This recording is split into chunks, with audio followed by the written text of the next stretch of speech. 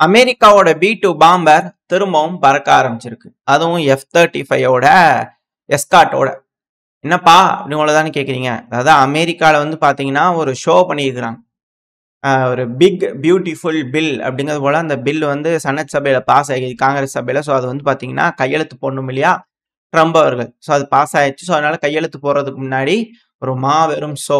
So அதுதான் அந்த B2 பாம்பர் show அப்படிங்கிறது போல வந்து பார்த்தீங்கன்னா அது பார்க்க முடியுது. சர்க்கஸ் மாதிரி ஆகிப்போச்சு இல்லையா வர வர டிஃபென்ஸ் எக்யூப்மெண்ட் அப்படிங்கிறது மைட்டு காட்டணும். நம்ம யார் என்ன ஏதுங்கிறது இந்த உலகத்துக்கு முன்னாடி ஒரு ஷோ காமிச்சாதான் சூப்பர் பவருக்கே மரியாதை இல்லையா அப்படிங்கிற மாறி போச்சு. எது எப்படியோ இது போல ஒரு ஷோ காமிச்சுக்கிறாங்க. அந்த பிக் பியூட்டிஃபுல் பில் ரொம்ப அவர்கள் ஆசைப்பட்ட அந்த பெல் கையெழுத்தாகுது அப்படிங்கிற போல புரிஞ்சுக்க முடியுது. சரி, இதனால அமெரிக்காவுக்கு என்ன நடக்க போன்றது பார்த்தலாம். அடுத்து அப்படியே உக்ரைன் கிட்ட வந்துடலாம். ஏன்னா உக்ரைனுக்கு என்ன ஆகுது அப்படிங்கிறது மிக முக்கியமான ஒரு விஷயம். உக்ரைனோட எம்பியான மரியா பெல்சுகியா அவர்கள். ஸோ இவங்க நம்ம சேனலை பொறுத்த வரைக்கும் தெய்வத்தாய் தங்கத்தாய் உக்ரைனோட தங்கத்தாய் அப்படிங்கோட சொல்லிட்டு இருப்போம். உக்ரைனில் ரொம்ப ஃபேமஸான ஒரு எம்பி அப்படின்னா அதில் இவங்களும் ஒருத்தங்க அப்படிங்கோட பல விஷயங்கள் நம்ம பார்த்துருக்கோம். இதில் வந்து பார்த்தீங்கன்னா இவங்க தரப்பு வந்து பல திடுக்கிடும் உண்மைகள் வரும்.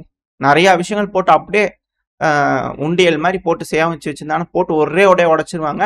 தெளிவான விஷயங்கள் இவங்க தரப்பு வந்து வரும். ஸோ இந்த தடவை இவங்க என்ன சொல்லிக்கிறாங்கன்னா நம்மளோட கேபிட்டல் கீவ்ல எந்த ஒரு ஏர் டிஃபென்ஸ் சிஸ்டமும் இல்லை. கம்ப்ளீட்டாக வந்து பார்த்தீங்கன்னா எக்ஸாஸ்ட் ஆயிடுச்சு. ஒன்றுமே இல்லை. 1-2 ஏதோ ஒட்டிக்கிட்டு இருந்தது ஏர் டிஃபென்ஸ் சிஸ்டம். இப்போ அதுவும் வந்து பார்த்தீங்கன்னா கெட்டு போய் அதை ரிப்பேர் பண்ணுறதுக்கு வழி இல்லாமல். ரெண்டாவது வந்து பார்த்தீங்கன்னா அதோட டார்கெட்டிங் சிஸ்டம் ஆட்டோமேட்டிக்காக டார்கெட் பண்ணுறதெல்லாம் வந்து பார்த்தீங்கன்னா ஃபெயிலியர் ஆகிருக்குது. எதுவுமே வேலை செய்யலை. அதோட ரிசல்ட்டு தான் நேற்றுக்கு நம்ம பார்க்குறோம். எந்த அளவுக்கு சேதம் ஏற்பட்டிருக்கு அப்படிங்கிறத நேற்று தாக்குதல் நம்ம தெரிஞ்சுக்கலாம். அந்த அளவுக்கு மால் ஃபங்க்ஷனான ஏர் டிஃபென்ஸ் சிஸ்டம் தான் நம்ம கிட்ட இருக்கு அப்படிங்கிறது போல இவங்க தரப்பு வந்துட்டு இருக்கு. மரியா பெசுக்லியா அவர்கள் தரப்பு ஸ்டேட்மெண்ட்ஸ் வந்துகிட்டு இருக்கு. இதைத்தான் நான் சொன்னேன். ரெண்ட்டுக்கு எடுக்கிறதுலாம் வந்து பாத்தீங்கன்னா சூப்பரா வேலை செய்யணும் அப்படிங்கிறது போல இல்லை. இப்போ சும்மா சொல்ல வரேன், தெரிஞ்சவங்க இருந்தாங்கன்னா பாரு. இப்போ டெக்ஸ்டைல் கம்பெனிலாம் இருக்குதுன்னு வச்சுக்கோங்களேன், பனியன் கம்பெனிலாம் இருக்குன்னா அதில் மிஷின் வந்து ரெண்ட் கொடுப்பாங்க. அந்த மிஷின்லாம் வந்து கெட்டு போச்சு அப்படின்னா அவங்களே சொல்லிட்டோம்னா வந்து செக் பண்ணி எல்லாம் ரெடி பண்ணி கொடுப்பாங்க. சும்மா கெடுத்துக்கிட்டே இருந்தா எப்படி அப்படிங்கிற ஒரு கேள்வியும் வரும். ரெண்டாவது கெட்டு போனதை கொடுத்துட்டீங்கன்னா எப்படிப்பா அப்படிங்கிற ஒரு கேள்வி வரும் இல்லையா. இது எல்லாமே நம்பகத்தன்மையில தான் இது எல்லாமே வேலை செய்யும். இது போல ஏகப்பட்ட சிக்கல்கள் இருக்கு. இது போல ரெண்ட்டுக்கு அப்படிங்கிறத எடுத்தாங்கன்னா அப்புறம் இப்படித்தான் இருக்கும் அப்படிங்கிற பல அனலிஸ்டர் வந்து கருத்துக்கள் இருக்கு.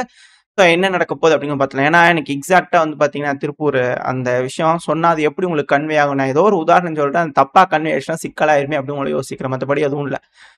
இப்போ நம்ம விஷயத்துக்கு வர ஆரம்பிக்கலாம். அது மட்டும் இல்லாமல் இந்த ஏர் டிஃபென்ஸ் சிஸ்டமில் இருக்கக்கூடிய அந்த ஆட்டோமேட்டட் டார்கெட்டட் டிடெக்ஷன் சிஸ்டம் இருக்கு இல்லையா. ஸோ அதுதான் சிக்கலாக இருக்கு. அது வந்து அஃபீஷியலாக வந்து பார்த்தீங்கன்னா அதை நம்ம அடாப்டே பண்ண கிடையாது அப்படிங்கிற இவங்க தரப்பு வந்து உண்மைகளை போட்டு உடைக்கிறாங்க. அதாவது நார்மலாக என்ன மாதிரி ஆள் ஏதோ யூடியூப்ல உட்காந்து வளர்றாங்க அப்படின்னா கூட ஏதோ யுக்ரைன்ல இது மாதிரி வளரிட்டு இருக்கிறாங்கன்னு சொல்லலாம். ஒரு எம்பி வந்து பார்த்தீங்கன்னா பேசுறாங்க இது போல ஏர் டிஃபென்ஸ் சிஸ்டம் இல்லை, டார்கெட் ஐடென்டிஃபிகேஷன் சிஸ்டம்லாம் அன்அஃபிஷியலாக இருக்குது, எதையும் வந்து ப்ராப்பராக ஆக்டிவிட்டியே பண்ணலை, அது எல்லாம் கெட்டு போனது இருக்கு அப்படிங்கிற சொல்றாங்கன்னா எந்த அளவுக்கு சிக்கல்கள் உக்ரைனுக்கு இருக்கு அப்படிங்கிற புரிஞ்சுக்க முடியுது இல்லையா. இப்போ உக்ரைனோட அதிபரான ஜெலன்ஸ்கி அவர்களோட ஸ்டேட்மெண்ட்ஸ். டென்மார்க் போயிருந்தாரு, தெரிஞ்சிருக்கும் போல இருக்குது 500 ட்ரோனுக்கு மேலே வருது, இருந்தால் சிக்கல், அதனால நம்ம பறந்து போயிடலாம் அப்படிங்கிற ஒரு நாளைக்கு முன்னாடியே தகவல் கிடைச்சி டென்மார்க்கு தப்பிச்சு போயிட்டார் போல தெரியுது. எதே எப்படியும் இப்போ வந்து பார்த்தீங்கன்னா எப்பவும் போல விளாக் போடுவார் இல்லையா, அது போல ஒரு விளாக் போட்டுக்கிறாரு. ரொம்ப கடினமான ஸ்டார்ட் தாங்க, பயங்கரமான ஸ்டார்ட் தான். ஆமாம், 500க்கும் மேற்பட்ட ட்ரோன்களை ரஷ்ய தரப்பு வந்து ஏவி விட்டுருக்குறாங்க. இதில் சோகமான விஷயம் என்னன்னா சிலதெல்லாம் வந்து பார்த்தீங்கன்னா இம்பாக்டை ஏற்படுத்தியிருக்கு. அது மட்டும் இல்லாமல் அதிகப்படியான உதிரி பாகங்கள் ஏற்படுத்தக்கூடிய சேதங்கள் மக்கள் வாழும் பகுதியில் வந்து பார்த்தீங்கன்னா சேதங்களை ஏற்படுத்தியிருக்கு. இதனால இழப்புகள் இருக்குது. மக்கள் மத்தியில் வந்து பார்த்தீங்கன்னா இழப்புகள் அதிக அளவில் இருக்கிறதுனால கண்டனங்களையும் தெரிவிச்சுக்கிறாரு. ரெண்டாவது கோரிக்கைகளையும் வந்து பார்த்தீங்கன்னா உக்ரைன் தரப்புலேருந்து உக்ரைனோட அதிபரான ஜெலன்ஸ்கி அவர்கள் தரப்புலேருந்து வந்திருக்கு. இதில் இவர் என்ன சொல்றாருன்னா சாகி ட்ரோன்கள் இவ்வளவு வந்திருக்கே, 500க்கும் மேற்பட்ட ட்ரோன்கள் வந்திருக்கே, இதுல 2 விஷயம். ஒன்று, ரஷ்யா அவங்களோட ப்ரொடக்ஷனை இன்க்ரீஸ் பண்ணிக்கிறாங்க, பார்த்தாலே தெரியுது, அதிகப்படியான ட்ரோன்கள் ஒரு நாள் அனுப்புறாங்க. இன்னொன்று, இவ்வளவு ட்ரோன்கள் வந்தாலும் நாங்கள் சக்ஸஸ்ஃபுல்லாக பண்ண பார்த்தோம். எந்த அளவுக்கு சக்ஸஸ்ஃபுல்லாக உக்ரைனோட கேபிட்டலான கீவு கிர்வீராக இந்த பயிலாம் இருந்துச்சு அப்படிங்கிறது பார்க்குறோம். பட் இருந்தாலுமே சக்ஸஸ்ஃபுல்லாக டிஃபெண்ட் பண்ணியிருக்கோம் அப்படின்னா அதுக்கான காரணம் இன்டர்செப்டார் ட்ரோன்கள். ஏர் டிஃபென்ஸ் சிஸ்டம் போயிடுச்சு, இப்போ இன்டர்செப்டார் ட்ரோன்களுக்கு வந்திருக்கிறது. இது வந்து மார்க்கெட்டிங் எக்ஸிக்யூட்டிவ்ஸ்லாம் இருப்பாங்க இல்லையா, அவங்க கிட்ட என்ன கொடுத்து பண்ண சொல்கிறோமோ அதை வந்து திறன்பட செய்வாங்க. அது தப்பு கிடையாது. அவங்களோட வேலை என்னவோ அத திறம்பட செய்றாங்க. இது இருக்குங்களா அப்படின்னு கேட்டீங்கன்னா, அவங்க இருக்கிறத தான் ஹைலைட் பண்ணி சூப்பரா எப்படி சொல்லி விக்கலாம் அப்படிங்கிற வேலைய தான் பார்ப்பாங்க. ஸோ அதுபடி இவரு பார்த்துக்கிறாரு. இத்தன நாளா ஆட் டிஃபென்ஸ் சிஸ்டம் சூப்பரா இருந்தது, வேலை செஞ்சது அப்படின்னு கூட சொல்லுவாரு. இப்ப இவரு தரப்புலருந்து என்ன வந்திருக்குன்னா, சாகி ட்ரோன்கள டவுன் பண்றதுக்கு இன்டர்செப்டார் ட்ரோன்கள் சூப்பரா இருக்கு. ஸோ அதனால என்ன பண்ணணும்? அதிகப்படியான இன்டர்செப்டார் ட்ரோன்கள நம்மளும் ப்ரொடியூஸ் பண்ணணும். அதிக அளவுல பண்றதுக்கு வேலைய பாருங்க அப்படிங்கிறதுல ஜெலன்ஸ்கி அவர்கள் தரப்புலருந்து வந்திருக்கு. ஸோ இதுக்கு தனியா ஒரு திட்டம் போட்டு அந்த திட்டங்கள்ல வந்து பார்த்தீங்கன்னா ஃபண்டிங் அலோகேட் பண்ணி அந்த ஃபண்டிங்ல இருக்கிறது எல்லாத்தையும் அதாவது அதுக்கு வந்து பார்த்தீங்கன்னா போட்டுக்கிட்டாங்க அப்படின்னா தான் அந்த இன்டர்செப்டார் ட்ரோன்கள்லாம் அதிக அளவுல வரும். வந்ததுனா தான் இது போல சாகி ட்ரோன்கள் வந்துன்னா தடுத்து நிறுத்தும். ஸோ அதுக்காக வந்து பார்த்தீங்கன்னா இப்ப ஜெலன்ஸ்கி அவர்கள் உக்ரைனோட அதிபர் ஆயத்தமாயிட்டு இருக்காரு. எல்லாத்துக்கும் ஆணையிட்டு இருக்கிறாரு அப்படிங்கிறது மட்டும் புரிஞ்சுக்க முடியுது ஒரு வீடியோக்கள் வச்சு பார்க்கும்போது. அது மட்டும் கிடையாது.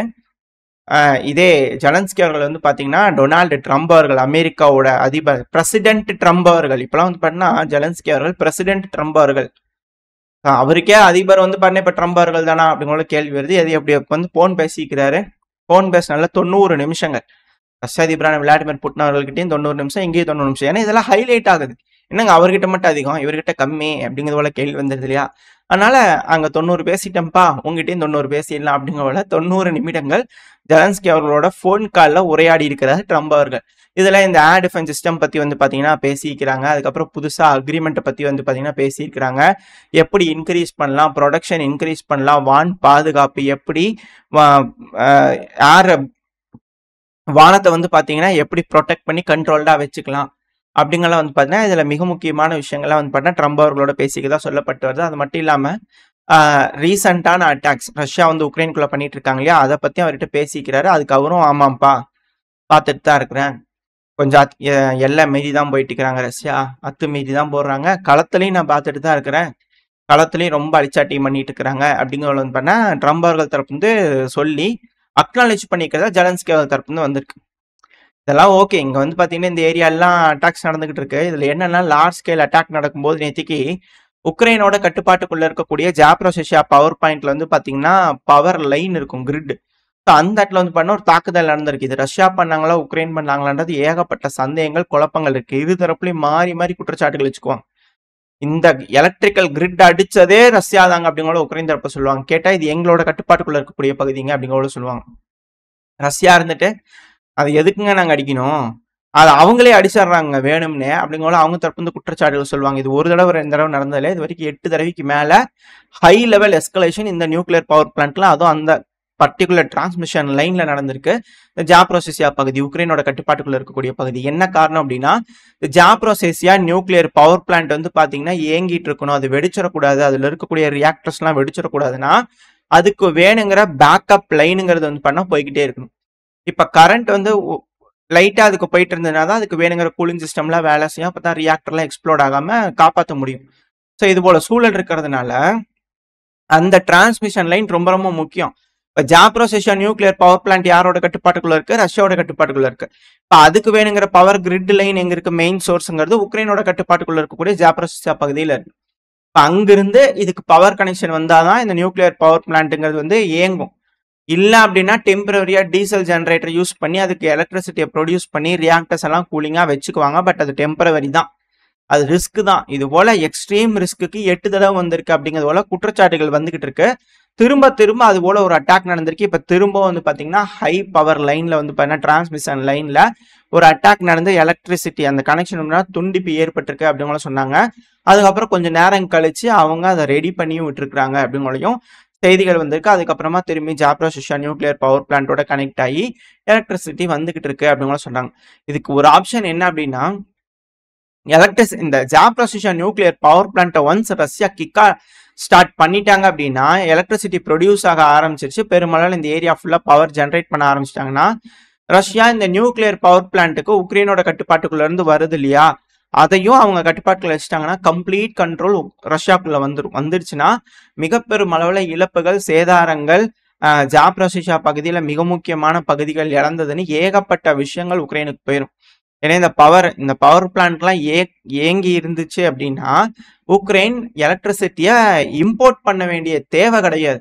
ஸோ அந்த அளவுக்கு சிக்கல்ல இப்போ உக்ரைன் இருக்கிறாங்க அப்படிங்கிறத இதுல இருக்கக்கூடிய யதார்த்தமான உண்மை. இது போல மாறி மாறி அடிச்சு எஸ்கலேட் ஆகி one of the largest nuclear power plant இந்த ஈரோப் அப்படிங்கிறது ஏதாவது அடிச்சதுன்னா ஈரோப்புக்கும் சேர்ந்து இந்த வகையான ரேடியேஷன் போகும், பாதிப்படைவாங்கன்றதுல மாற்று கருத்துல. இது எல்லாத்துக்கும் மேல கருங்கடல் ரேடியேஷன்னால தாக்கப்படும். அப்படி நடக்குதுன்னா சுத்தி இருக்கக்கூடிய பல்கேரியா, ரொமேனியா, துருக்கி, ஜார்ஜியா இந்த பகுதி எல்லாருமே அஃபெக்ட் ஆவாங்க அப்படிங்கிற மாற்று கருத்துல. பொதுமக்களோட வாழ்வாதாரம் வாழ்வியலே மாறும் அப்படிங்கிறதுல எந்த ஒரு இதுவும் இல்லை. ஸோ இது போல விளையாடிக்கிட்டு இருக்காங்க இந்த அணு உலையில இருதரப்புல இருந்தும். இதுக்கான முடிவுகள் எப்ப எடுக்கப்படும், இல்ல எஸ்கலேஷன் தானா அப்படிங்கிறத வெயிட் பண்ணி பார்த்தலாம். இப்ப அடுத்தது ரஷ்யா இந்த கார்பேரிக் பகுதியில தொடர்ந்து தாக்குதல் பண்ணிருக்காங்க அப்படிங்கிறது பார்த்தோம். இதுல செகண்ட் டைம் 2வது முறையா இந்த கார்பேரிக் பகுதியில் தாக்குதல் பண்ணதுனால 8க்கும் மேற்பட்ட நபர்கள் காயமடைஞ்சிருக்காங்க அப்படிங்கிற செய்திகள்லாம் வந்துகிட்டு இருக்கு. இது இந்த ரஷ்யா உக்ரைன் பிரச்சனையில் நடக்கக்கூடிய விஷயங்கள். ஓரளவுக்கு வந்து பாத்தீங்கன்னா இந்த பதிவுல நம்ம பார்த்திருப்போம். இதோட இந்த பதிவை நாம் முடிச்சுக்கலாம். இந்த பதிவு எப்படின்னு உங்களுக்கு பிடிச்சிருக்கா? பிடிச்சுன்னா லைக் பண்ணிட்டு உங்க ஃப்ரெண்ட்ஸ் அண்ட் ஃபேமிலியோட ஷேர் பண்ணிக்கோங்க. அது கூடவே மறக்காம இந்த பதிவு பத்தி உங்களோட கருத்துக்களை கமெண்ட் செக்ஷன்ல சொல்லுங்க. இந்த பதிவு நல்லா இருக்கும்னு நம்பிக்கையில் அடுத்த பேர் உங்களை சந்திக்கிறேன். Stay safe. பை.